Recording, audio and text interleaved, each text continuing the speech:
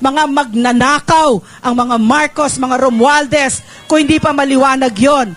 Knowing that, as you said again a while ago, that this is going to be an uphill battle, kailangan yung manglimos ng boto. May babaguhin kayo sa paraan ng pangangampanya, sa paraan ng pakikipag-usap sa mga tao, at para mas lalo nyo pang maabot, pati yung mga hindi bumoto sa inyo dati? Kailangan.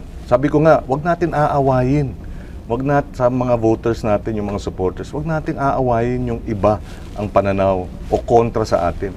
Kumbinsihin natin, ligawan natin, ipaalam natin sa kanila, o ipaabot. Kami halimbawa, we have been victims, demonized by trolling and bashing.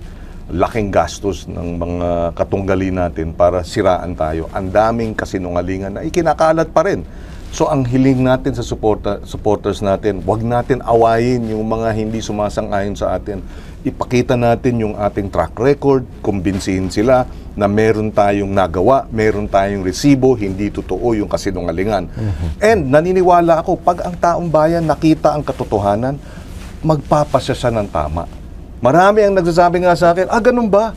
Ay, dapat pala, Senator, kayo ang ano, kasi akala namin ganito, ganyan, hindi pala totoo yun. Hindi totoo yun.